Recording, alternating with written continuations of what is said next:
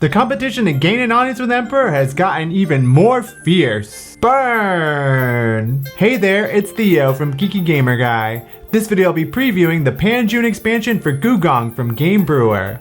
Get ready for an all-new way to push your family to the top in the Forbidden City. We better get started!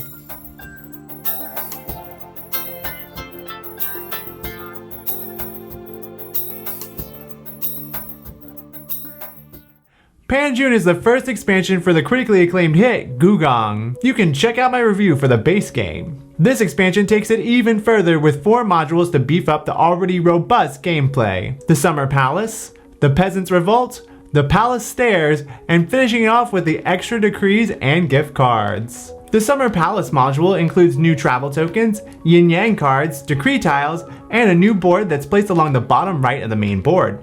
It has a new location and a space for a level 4 decree tile. Also, shuffle and choose a gift card tile to be placed on the palace as the Emperor's favorite gift. More on this in a sec. Since there's an extra location space, a new empty fan starting card is added to the game, shuffling and placing it along with the others during setup. When a player uses a gift card or a travel token that has the corresponding symbol of the Summer Palace or the location itself, they can either place a servant from their general supply onto the piers of the pawns surrounding the Summer Palace, or moving their envoy back 1 space and place 2 servants from their general supply on 1 or 2 pawns. These pawns allow players the chance to acquire neutral servants, which can be used to pay for actions just like a player's own servants, but can't be placed on the board, Jade, just like the ones found elsewhere, and the mysterious court ladies in each player's color. So mysterious. Which can be used when placing a gift card to take the effects of the place gift card and location again. 2 for 1! Now just because a player's servants are on the piers doesn't automatically grant their powerful awards. They must be scored first in one of 2 ways. First, if a player places a gift card that matches the Emperor's favorite gift, they can choose a pawn to score at the end of their turn. Whoever has the greatest amount of servants there gains the pawn's rewards. Returning the winners use servants to their general supply. All other players have the option to return them as well, but they don't get anything for doing so. Oh. The pawns are also scored at the end of each night phase. Instead of players choosing though, the pawn with the highest amount of servants in them scores. Just like in the base game, always break ties by who has the most intrigue. When taking the decree location, a player can obtain the level 4 decree on the sideboard as well. To do this, they must move back 3 spaces on the envoy track and remove a servant to their general supply for every servant already present on the tile. At the end of the game, players present on the decree gain 2 points for every neutral servant they have, up to a maximum of 12 points. Also, if a player has the court lady at game's end, they gain 3 points as well. Points for me, thank you. The Peasants' Revolt module adds in new gift cards, decree tiles, 5 special brown travel tokens, and a sideboard with a new location and level 4 decree tile to be placed along the lower left side of the main board, along with Peasant Revolt tokens to be placed on it, and bid tokens that are used with the level 2 decree if it's in the game. Just like the Summer Palace, a new empty fan is shuffled and placed during setup. When a player uses a gift card that has the corresponding symbol of the Peasants' Revolt or the location itself, the player can either gain 2 servants from their general supply to their servant pool, or move their envoy 1 step back to take 4 from the general supply. Oh.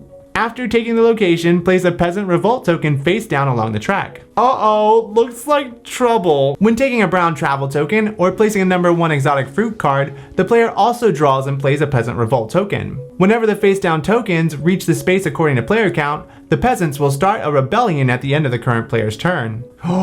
Reveal each face down token and add up the total. Each player chooses a card from their discard pile to try to stop the rebellion. They can also use a bid token acquired through the level 2 decree tile if it's in play to add or subtract 2 from the chosen card's number. Simultaneously, all players choose their cards and add up the total. If the total in gift cards and bid tokens is higher, the peasants fail in their attempt to revolt. The player who used the lowest gift card returns it to their hand to be used later during the round. All other players return their cards to their discard pile. If the total of gift card and bids is lower though, the peasants successfully revolt. Oh!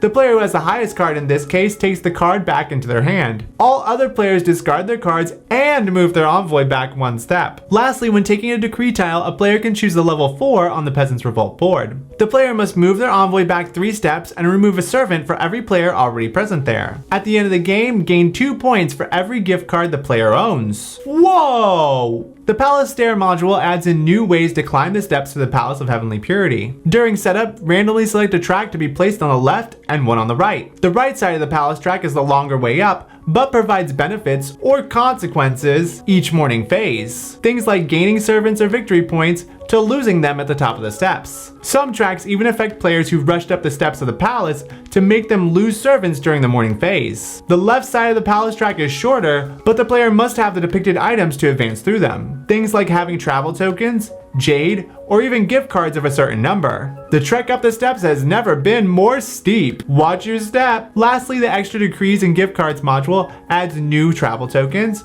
decree tiles, and gift cards that replace some of the base game's yin yang cards. Some notable features of this module are the 0 gift card that is always lower than other cards, but also the player can use the location it's placed on twice. And the 10 gift card that is always higher than all other gift cards. Ooh. Some of the great features here are that since this expansion has different modules, they can be interchanged independent of each other, or even for experienced players combined together into different combinations to keep the game fresh and different. It also doesn't add much in the way of additional rules, so incorporating them into your games should run pretty smoothly. The art and symbols used are consistent throughout as well. This expansion is definitely geared toward experienced players who want to breathe new life into the base game, giving an extra challenge, and in some cases, switching up previous strategies that worked. That's it! Thanks for watching!